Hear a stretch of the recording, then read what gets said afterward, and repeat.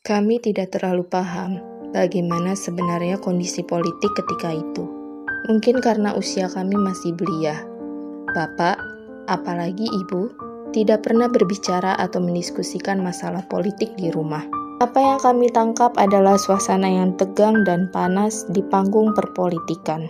Kami melihat orang-orang kesulitan dalam mencukupi kebutuhan hidup karena dihajar harga-harga yang tinggi dan barang-barang yang langka.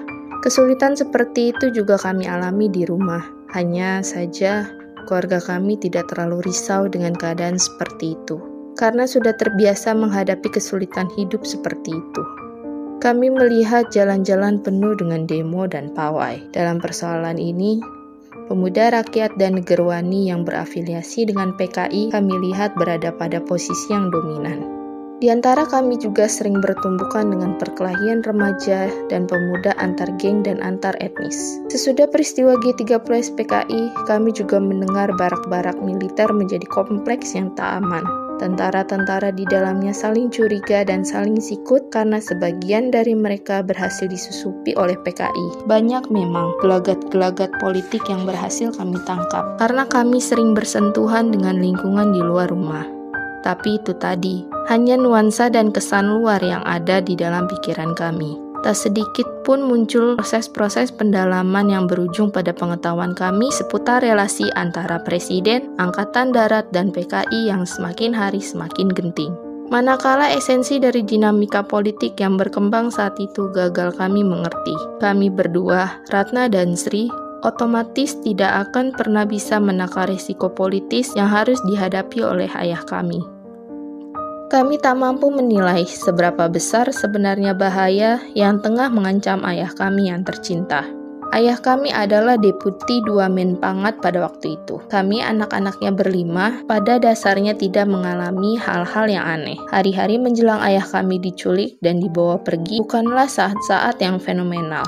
Segalanya mengalir dan berjalan seperti biasa dan seolah-olah tidak terlihat akan ada suatu kejadian yang tercatat dalam sejarah bangsa Indonesia di kemudian hari. Tak ada isyarat dan pertanda yang tegas bahwa tragedi itu akan menimpa keluarga kami. Sehari sebelum peristiwa, sebagai anak sulung dalam keluarga, memang sempat kaget ketika Bapak menunjukkan sikap yang agak aneh.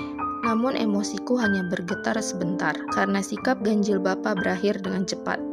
Ketika Bapak dan aku berdua di ruang kerja Bapak di rumah, Bapak menyodori sebuah pertanyaan yang terasa menghentak. "Kamu sedih tidak kalau Bapak meninggal dunia?" Tanya Bapak.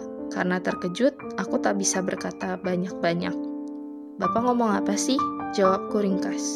Dialog itu tak berlanjut dan hatiku pun kembali normal. Tema kematian yang menyedihkan itu berlalu begitu saja, dan hal tersebut amat melegakan, karena itu menandakan bahwa Bapak tidak sungguh-sungguh dengan ucapannya. Aku, Ratna, dan Bapak memang sering ngobrol berdua. Bapak sering memberi nasihat dan menurut kebiasaan, jika Bapak serius dalam suatu persoalan, Bapak akan cenderung bersikap diam dan terlihat berpikir. Pada Kamis malam, tanggal 30 September, keanehan lain diperlihatkan oleh Bapak. Bapak pulang dari kantor dengan membawa buku-buku baru. Padahal pada hari sebelumnya, hal serupa telah Bapak lakukan. Untuk apa tumpukan buku baru itu? Kami anak-anaknya yang mengetahui hal tersebut pun sempat bertanya-tanya, namun respon kami hanya sebatas ini. Tak kurang dan tak lebih, kami memaklumi bahwa ayah kami memang seorang pembaca berat. Pikiran demikian sudah lebih dari memadai untuk menyetop rasa penasaran dalam hati kami dan bayangan yang bukan-bukan dalam benak kami. Kami sama sekali tidak dibuat cemas oleh perilaku Bapak yang terhitung di luar kebiasaan. Pada tenggat waktu itu, yang justru menggelisahkan kami adalah kepergian adikku, Sri Lestari, yang sejak pukul 7 malam meninggalkan rumah. Sri pamit untuk menghadiri acara penganugerahan piala di sebuah tempat di kawasan Harmoni, sekarang menjadi areal Duta Merlin. Sri memang memenangkan lomba dalam kejuaraan pertandingan lari 5 km. Sampai hampir tengah malam, Sri belum juga pulang. Keluarga menjadi gelisah dan mulai membayangkan hal-hal yang tidak diinginkan mengenai keadaan Sri. Bapak sendiri sengaja tidak tidur untuk menanti kedatangan putrinya tersebut. Bapak memang dekat dengan semua anak-anaknya. Biasanya, apabila ada satu atau beberapa anaknya belum ada di rumah sampai larut malam, Bapak akan selalu menanti di dekat pintu. Dalam kasus Sri, pada hari Kamis malam itu, Bapak tidak membuat pengecualian. Di sini Bapak menunggu sampai beberapa jam, dan hanya selang beberapa menit dari pukul 24.00, barulah Sri menampakkan diri. Bapak dan Sri tak terlibat percakapan. Bapak juga tidak bertanya mengapa Sri pulang terlambat, dan Sri pun tidak menuturkan alasannya. Setibanya di rumah, Sri langsung mengincar tempat tidur, dan kemudian tertidur lelap. Ia sama sekali tak menyadari, itu adalah kali terakhir ia melihat Bapak. Belakangan Sri bercerita kepada kami semua bahwa upacara penyerahan piala di Harmoni tadi diundur terus-menerus. Dari semula pukul 20.00 malam, lalu diundur hingga ke pukul 24.00.